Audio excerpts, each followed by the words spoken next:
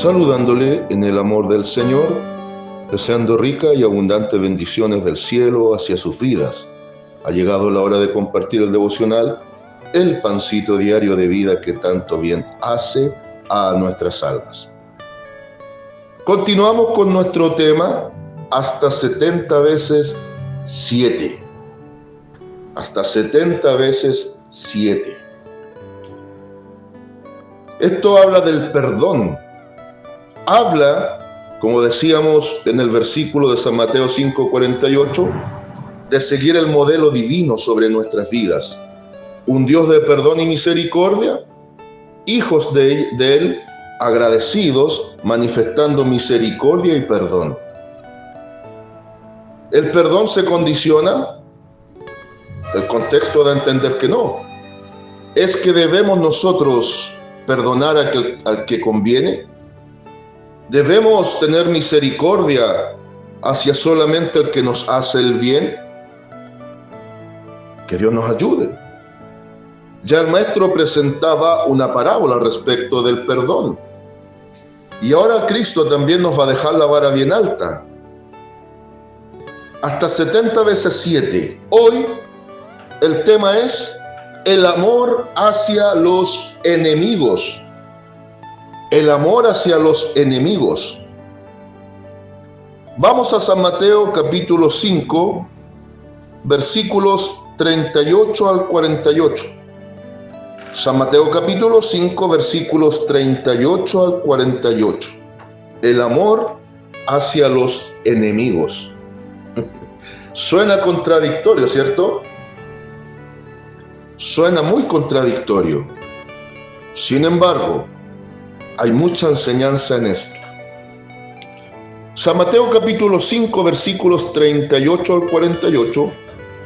Voy a dar lectura a la poderosa palabra de nuestro Dios en el nombre del Señor Jesucristo y dice de la siguiente manera: Oísteis que fue dicho, ojo por ojo y diente por diente. Pero yo os digo, no resistáis al que es malo. Antes, a cualquiera que te hiera la mejilla derecha, vuélvele también la otra. Y al que quiera ponerte en pleito y quitarte la túnica, déjale también la capa. Y a cualquiera que te obligue a llevar carga por 1 milla, ve con él 2.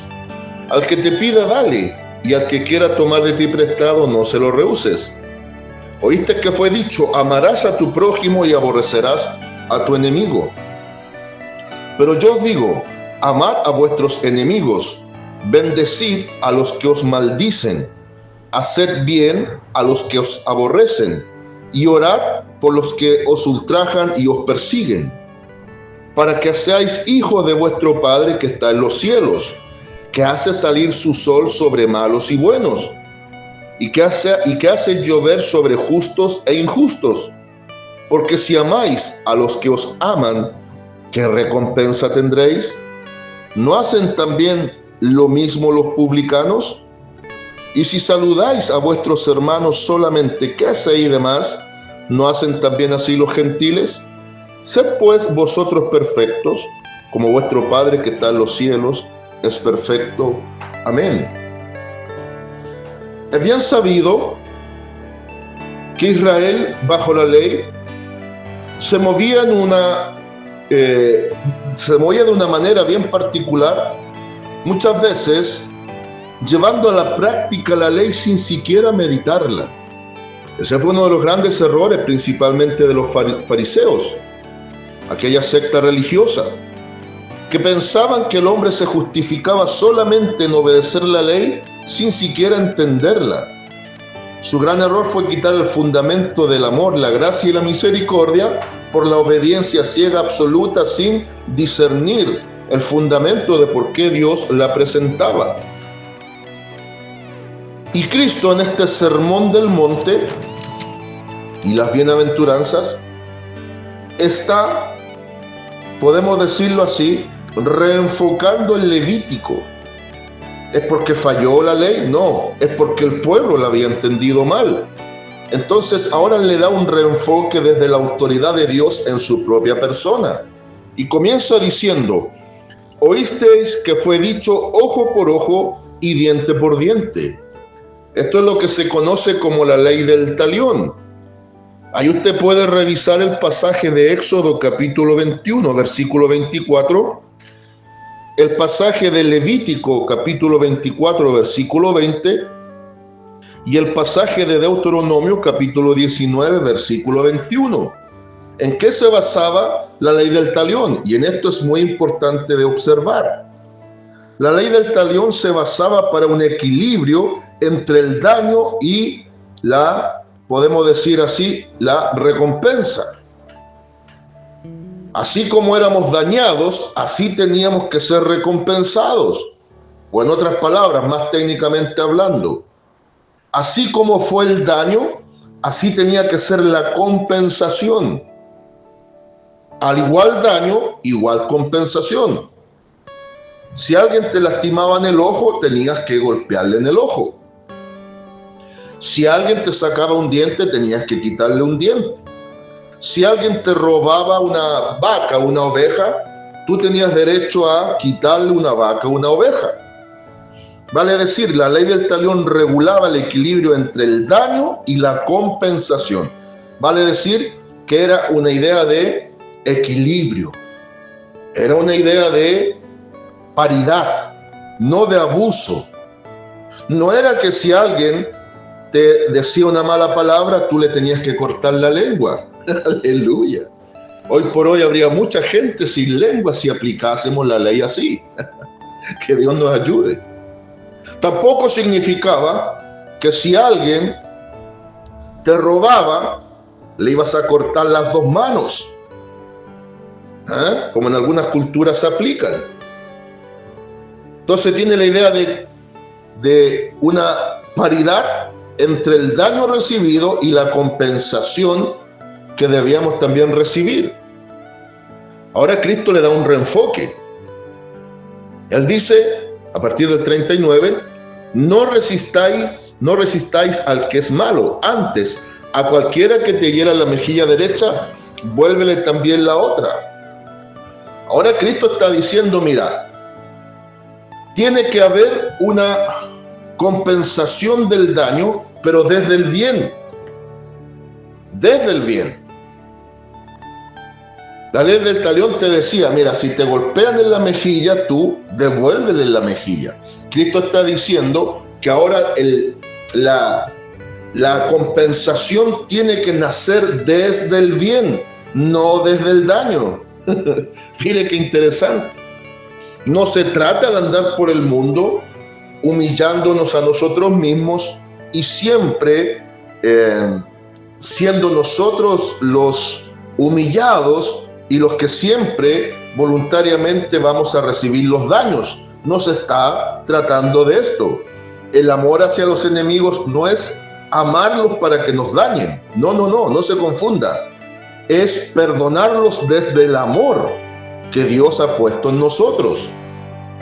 Es compensar a aquel que incluso no merece la compensación, porque así tampoco nosotros la merecíamos, pero a Dios le plació compensarnos a través de la obra de su Hijo. Por favor, entiéndalo. Yo creo que está quedando claro. Y todo el contexto aplica a eso.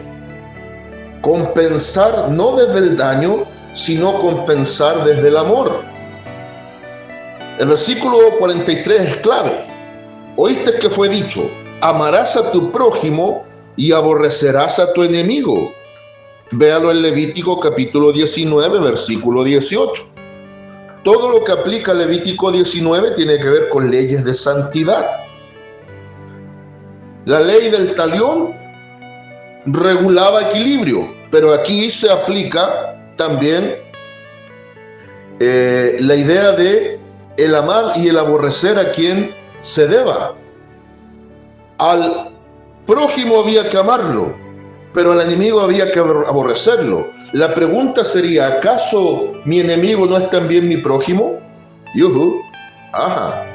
Prójimo no solo es aquel que es cercano a mí, o próximo, porque algunos lo ven así. Mi prójimo es el próximo a mí. No. El prójimo es el que es semejante a mí. Es que yo soy bueno. ¿Quién te ha dicho que tú eres bueno? ¿Quién pone una regulación de buenos y malos en un mundo caótico en pecado? Por eso Cristo pone el ejemplo de los buenos, los malos, los justos y los injustos. ¿Ah? Dios hace salir el sol sobre buenos y malos y hace llover sobre justos e injustos. Técnicamente hablando, todo ser humano es malo en esencia y es injusto en esencia. Pregunta: ¿existen programas educativos para formar al niño desde la infancia a hacer lo malo? Bueno, hoy por hoy sí, con la ley de este tema de la integridad sexual, o la ESI, la educación sexual integral. Sí, ahora sí se están permitiendo a los niños desde pequeños y les están mostrando el camino malo, sí. Pero vamos a lo genuino y real que siempre hubo. Existen jardines infantiles, escuelas básicas, escuelas de enseñanza media o high school, como le llaman en otros lados, o universidades que nos enseñen a hacer lo malo. No, nos enseñan para ser personas con herramientas para ser gente de bien, para producir a favor de la sociedad en la que interactuamos. Nos da las herramientas de formación para explotar nuestro potencial como futuros trabajadores del país. Y también nos enseñan las materias básicas de formación personal, porque la educación genuina parte en casa. ¿Bien? Pero no existe en esencia ente estudiantil o educativo que nos enseñe a hacer lo malo. ¿Por qué? Porque lo traemos en el ADN genético y espiritual como raza caída que naturalmente hacemos lo malo. Niños que aún no tienen conciencia y razón de sí ya hacen picardías. Y esas picardías a futuro es maldad. En un pequeño niño es algo gracioso, pero ya a cierta edad es algo preocupante que termina muchas veces en actos delictivos. Y esa es la realidad. Ahora, el único grupo de justos es la iglesia. Y no justos ni buenos por causa propia. Somos justos, santos y perfectos en una situación posicional, no de un estado ya pleno, producto y gracias a la obra de Cristo en la cruz. Hay que diferenciar. Entonces, ¿quién sería bueno? ¿Quién sería el malo? ¿Quién sería el justo? ¿Quién sería el injusto? Bajemos nuestros estándares. A veces nos creemos tan santos que no nos contaminamos con los pecadores. Terminamos, sin quererlo, replicando de alguna manera, y Dios nos libre, en mayor o menor escala, los errores de los fariseos. Se creían justos en su propia opinión, se creían buenos y merecedores en su propio criterio. En el contexto de San Juan capítulo 8, cuando interactúan con el Divino Maestro y lo cuestionan en muchas áreas, Cristo les dice: mire, ustedes son hijos del diablo, porque hacen las obras de su padre, el cual fue asesino, mentiroso y padre de mentira desde el principio. Ellos decían ser hijos de Abraham y decían: no hemos nacido de fornicación, porque siempre quedó en el colectivo, en el pensamiento colectivo, sobre todo de los fariseos, que María había engañado a José por la idea de el embarazo y nacimiento virginal. Nunca les cuadró y decían que Cristo había nacido de un engaño de María hacia José. Ellos se creían los justos, los perfectos, los santos. Entonces ahora Cristo les dice: miren, la historia es diferente. Estaba la ley del talión para la compensación, pero que esa compensación venía a través del daño. Ahora la compensación viene a través del amor. También estaba la ley de amar al prójimo y de aborrecer al enemigo. Pero si analizas, tu enemigo también es tu prójimo, porque prójimo no es el cercano a ti o que también tiene las mismas inclinaciones tuyas. Tu prójimo es aquel que tiene la imagen y semejanza de Dios en un mundo malo. Versículo 44, por eso dice: pero yo os digo, aquí es Dios, con autoridad de Dios, reenfocando la ley, no porque la ley no fuera bien, perfecta y suficiente, sino porque el pueblo se había desviado del entendimiento de ella. Le dice: amad a vuestros enemigos, bendecid a los que os maldicen, haced bien a los que aborrecen y orad por los que os ultrajan y os persiguen. Dejó la vara altísima al maestro. Presenta a los enemigos, a los maldicientes, a los que aborrecen y a aquellos que hacen daño. 4 categorías.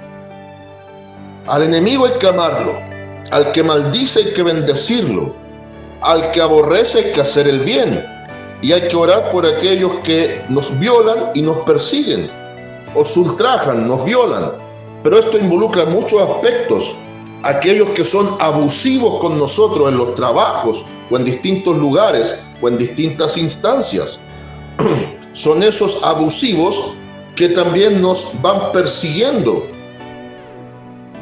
Los que nos maldicen de muchas formas, incluyendo cuando nos calumnian. Pero ¿cómo respondemos frente a esto? Al enemigo le pedimos a Dios muchas veces que lo corte.